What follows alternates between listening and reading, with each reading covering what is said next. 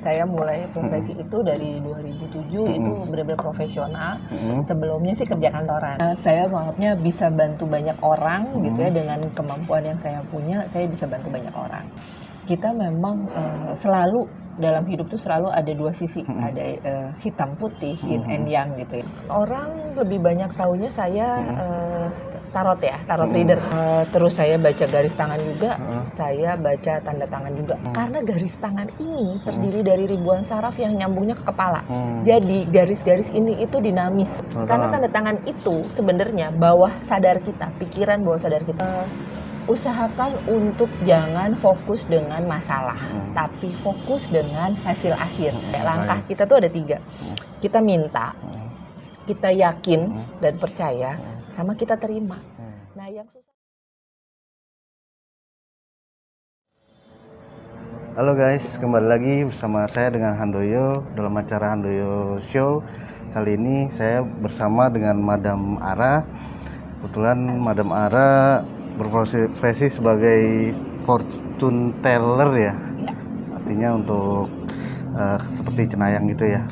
Nah, kita ingin tahu nih profilnya, karirnya, dan gimana sih caranya untuk meramal itu ya. Gimana sih, terus untuk anak muda kan sekarang lagi tren mencari, bertanya ke orang-orang yang salah. Nah, itu knowledge-nya apa sih yang kita harus ketahui? Nah, langsung saja dengan Madam Ara. Halo, Madam Ara. Ya. Terima kasih, ini udah waktunya sangat terbatas sekali ya. Nah, kita anak muda pengen tahu nih mengenai karirnya dulu deh. Kan setahu saya udah 13 tahun ya, dari 2007 ya. Dari saya mulai profesi itu dari 2007 itu benar-benar profesional. Sebelumnya sih kerja kantoran. Sebelumnya kerja kantoran, ini lebih ke untuk side job. Jadi setelah 2007 itu benar-benar profesional, jadi saya meninggalkan dunia kantor gitu. Nah, itu kenapa sih kok tertarik terjun di dunia fortune teller ini? Sebenarnya sih bukan tarik ya, tapi memang ada masa di mana saya memaksa kayak untuk kerja kantoran, tapi ada aja gitu, ada aja tuh maksudnya yang kantornya tutup, yang bosnya mesti balik ke luar negeri, yang pengurangan karyawan dan sebagainya, dan itu kejadian berkali-kali, nggak cuma sekali.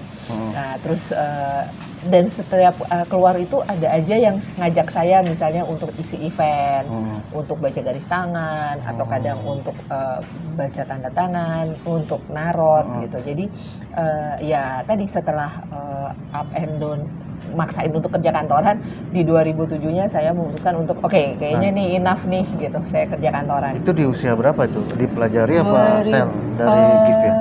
Itu gift sih. Itu di usia 33 ya, saya 75, ya? Kelahiran 75 soalnya. Tapi udah merasa bahwa itu ini dari dalam diri sendiri gitu. Iya, saya menganggapnya bisa bantu banyak orang gitu ya, dengan kemampuan yang saya punya, saya bisa bantu banyak orang. Nah, itu kan banyak juga anak muda yang bertanya ke orang yang salah ya, misalkan pakai susuk untuk influencer seperti itu kan. Nah, menurut Bu Madam Ara itu gimana sih pengetahuan yang diperlukan? Kita memang selalu dalam hidup tuh selalu ada dua sisi, ada hitam putih, yin and yang gitu ya. Ada dukun, makanya biasanya ada juga klien yang nanya ke saya gitu, apakah nggak nyiapin air atau nyiapin apa aja begitu. Dan saya selalu bilang saya bukan dukun gitu ya. Nah, kalau ngebahas tadi tentang susuk, saya sih melihatnya kebanyakan orang yang tidak percaya diri, orang yang terlalu menganggap dirinya itu, aduh saya tuh nggak berhasil, atau saya nggak bisa sukses, saya nggak bisa punya pasangan, saya nggak. Nah, justru itu yang bikin mereka akhirnya lari untuk masang susuk gitu. Sebenarnya kenapa itu semuanya dari diri sendiri kok. Yang simpel kayak misalnya ngomongin aura. Iya. Kadang kan ada orang yang sini saya bersihir auranya gitu ya, energinya. Gelap karena dia dekat sama siapa. Padahal sebenarnya aura itu memang berubah, nggak tetap gitu ya, tapi tergantung dari dalam, tergantung dari diri kalian sendiri, tergantung gimana kalian percaya dirinya, gimana kaliannya sifatnya, maksudnya kayak tulus ya, bersih. Jadi itu otomatis akan ngebawa gimana auranya kalian gitu. Tapi secara prakteknya Madam Ara tuh gimana sih melakukannya? Misalkan dari apa gitu medianya? Orang lebih banyak taunya saya tarot ya, tarot reader. Jadi reader ya. yang konsul ke saya biasanya memang saya dengan menggunakan tarot, dengan menggunakan kartu. Contohnya ini.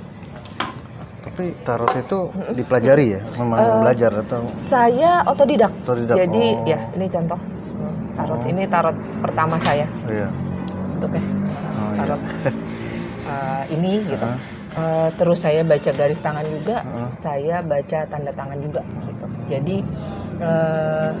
biasanya 3 itu yang sering saya gunakan kalau klien konsul. Dan sebenarnya balik lagi, yang saya lebih suka lihat atau kasih tahu ke mereka itu lebih ke presentnya, lebih ke sekarang itu masalahnya apa, gimana? Kebaca tuh masalahnya ya? Kebaca masalahnya. Oh kamu tuh gini gitu. Sebelum mereka cerita, biasanya saya nggak mau. Nah nanti abis itu baru ada sesi, misalnya mereka mau nanya tentang kerjaannya, mau nanya tentang keluarga, nanya tentang pasangan. Nah, jadi lebih ke ngasih tahu gimana. Nah, abis dari tarot, saya lihat garis tangan. Nah, buat kalian yang misalnya nih sudah pernah dibacain terus ada yang ngomong kalau garis tangan saya bawa sial, itu sebenarnya salah. Karena garis tangan ini terdiri dari ribuan saraf yang nyambungnya ke kepala. Jadi garis-garis ini itu dinamis. Dia berubah itu terus enggak, ya? iya, ini bisa berubah tergantung dari pikiran. Karena ini terdiri dari ribuan saraf yang nyambungnya ke kepala. Jadi saat mindset, saat pikiran kalian berubah. Ini juga bisa berubah. Sama kayak aura, moodnya berubah juga ya? Betul, gitu. Terus tanda tangan itu juga begitu. Karena tanda tangan itu sebenarnya bawah sadar kita, pikiran bawah sadar kita. Jadi kalau misalnya kalian lihat tanda tangan orang yang tarikannya terus ruwet gitu ya. Terus nanti ada yang ngomong hati-hati loh, nanti hidup kamu ruwet. Biasanya memang begitu. Jadi gimana kita mau dilihat orang untuk pertama kali itu kelihatan sebenarnya di tanda tangan. Terus gimana yang bagus gitu ya, gimana yang ini yang benernya sebenarnya lebih ke gini. Pakemnya itu sebaiknya ambil tanda tangan dari nama kamu. Coba. Kalau Anda ya saya tanda tangan. Nah. Pakai ini juga kamu biasanya? Enggak. Coba ini bikin aja. lagi. Sep. Iya. Udah. Ini haknya sudah benar. Tapi ini bikin dirimu moodnya naik turun. Oh gitu. Bikin Anda itu kalau lagi semangat, tapi kalau lagi males. Kalau lagi gitu. Terus ininya? Nah ini ke bawah nih dan kaku. Iya. Dan Anda itu kalau udah cenderung kaku dia nih teman-teman. Maksudnya kakunya itu kalau udah nggak serk sama orang. Kadang udah yang bener-bener yang nggak mau ini, nggak mau temenan lagi atau nggak mau deket lagi gitu. Oke, nah jadi gimana? Anda kan Handoyo ya, Handoyo. Jadi haknya sudah oke. Tapi sebaiknya hak besar begini aja. Oke, nggak usah muter-muter di sini. Gitu ya? Di sini bikin Anda itu kadang tertutup orangnya. Gitu. Anda itu nggak gampang, nggak ekspresif, nggak gampang terbuka. Cenderungnya dipendem, dipikirin sendiri, dipendem. Jadi haknya biasa aja. Terus, jadi benar-benar nama Handoyo. Iya siap. Gitu, jelas. Supaya apa? Kalau mau pakai garis boleh nggak? Boleh. Tapi karena ini ada Y, sebaiknya di bawah. Dan nggak cuma sekedar gitu. Jadi paling tidak 3/4 dari tanda tangan. Gitu. Nah, ini bisa ngaruh kemana? Ngaruh ke keuangan, ngaruh ke finansial. Tadi mengenai kalau usianya berapa, kliennya usia berapa ya, Madam? Kalau klien tuh biasanya sekitar 30-an sih, 30-an ke atas. Kebanyakan mereka soalnya nanya tentang bisnis, tentang karirnya dia gimana gitu, relationship. Ada juga sih yang di bawah itu gitu ya, 20-an gitu. Cuman ya, kalau ngomongin mayoritas itu 30 ke atas. Nah, 30 ke atas berarti nanyanya apa sih solusinya gitu ya? Iya.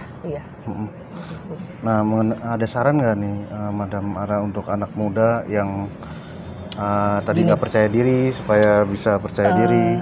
Poinnya lebih gini buat kalian ya. Usahakan untuk jangan fokus dengan masalah, tapi fokus dengan hasil akhir. Maksudnya gimana nih fokus dengan hasil akhir? Ya hasil akhir yang kalian mau. Jadi misalnya gini, kalau ngomongin masalahnya saya masih jomblo nih gitu ya, karena saya nggak ganteng atau nggak cantik, karena saya belum mapan dan sebagainya, itu kan masalah.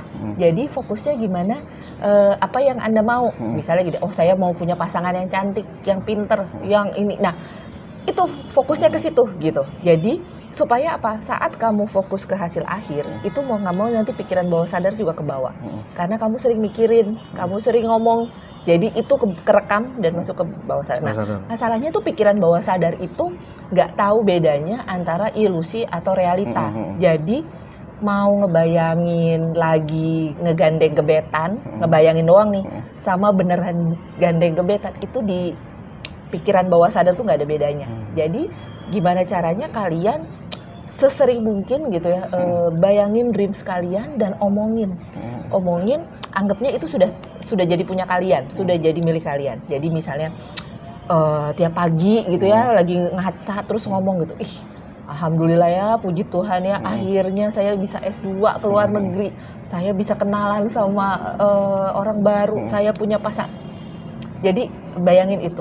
Karena semakin sering kamu ngebayangin, semakin sering kamu ngomong, semakin besar juga kenyataan. Masuk ya, berarti dia yang tadi Masuk tiga itu berarti. Oh, terus karena gini sebenarnya tugas kita tuh, bukan tugas sih, langkah ya, langkah kita tuh ada 3. Kita minta, kita yakin dan percaya, sama kita terima. Nah yang susah tuh di setengah nih, yakin atau percaya ini. Kadang kita sendiri suka nggak yakin. Maksud sih gue bisa punya rumah gede, maksud sih gue punya pasangan yang bagus gitu, yang bagus tuh maksudnya yang perfect.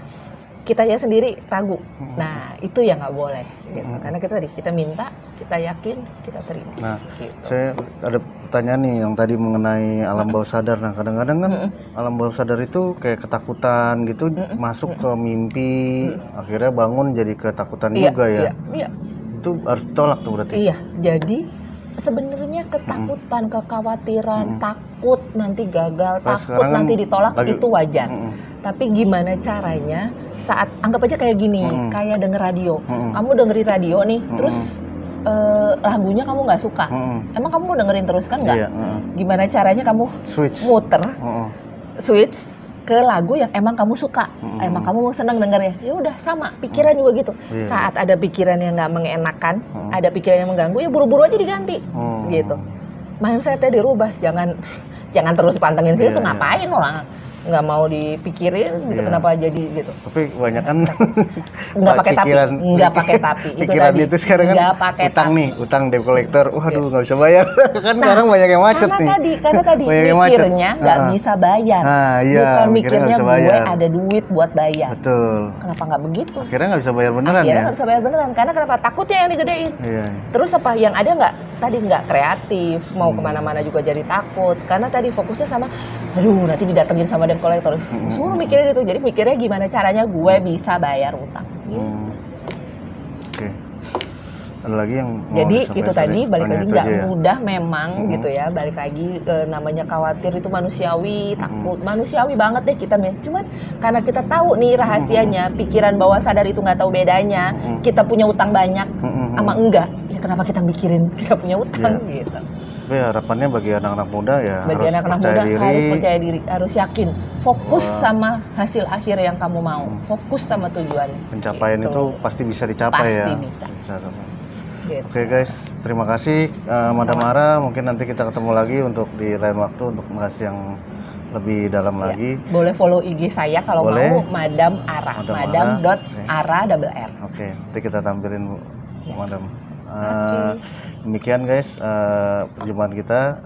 Jangan lupa jika kalian suka video ini, klik like dan subscribe. Sampai bertemu di video selanjutnya. Dan terima kasih.